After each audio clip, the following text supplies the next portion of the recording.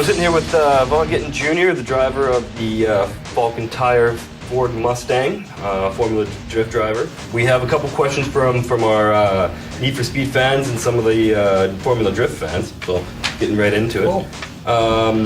How's this year's Formula Drift tournament going for you?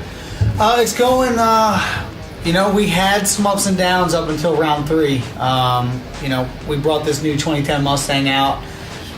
Thought that we were going to be able to use all the data from the prior Mustang because it's the same chassis, but it turns out that the weight savings that we had, the 700 pounds that we dropped this year, really made the car a whole other animal. So the first 2 events were really a lot of learning, and then we finished up Jersey round 3 with second place finish, which is incredible. And not to mention, I finished second, but Falcon, we did a 1-2-3 podium sweep, which was just awesome. Unheard of, groundbreaking in drifting for a tire manufacturer to dominate Formula D like that. So it was, testament to Falcon Tire and our team and our engineers at ASD in Charlotte. So just an incredible weekend we had in Jersey. That's great. How much are you seeing in terms of performance-wise between the new 2010 year older one? Well, from our competition car compared to our 05 chassis car, it's night and day. I mean, we dropped 700 pounds, we have 100 more horsepower, we have a quick change rear, and the things that my engineering team has done with the suspension and in-dash adjustment on each corner, it's a lot more technologically advanced. But as far as a factory car from the showroom, the new 2010 is incredible. They took a proven chassis and built onto it, made the suspension better, made the braking better, a little more horsepower, and looks a lot better. And the interior is just, you're blown away that you're driving a Mustang because of how, the attention to detail. So, hats off to Ford. They did a great job with the car. Cool. What have you got any highlights of the season so far? So far, I would say, finishing second place was incredible.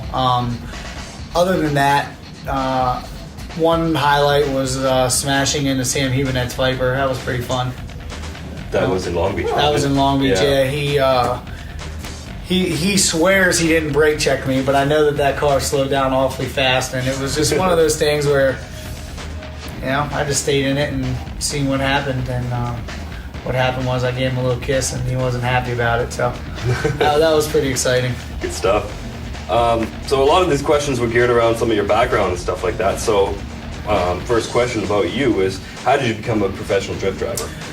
For me, it was just kind of like a natural progression, and I'll try to keep it short and sweet. 4 years old, I got a go-kart, and I used to go to the parking lots, industrial parks with my father, and I'd go as fast as I could down straightaway and pull the little paddle brake. Like, I vividly remember this. And the car would just fake, right, flat spot in the tires. And all growing up, my dad was a car wholesaler, so he had hot rods, and I'd always give him to do burnouts and stuff. And I just loved that screaming engine and smoking tires. And so when I was 16, I started racing motocross.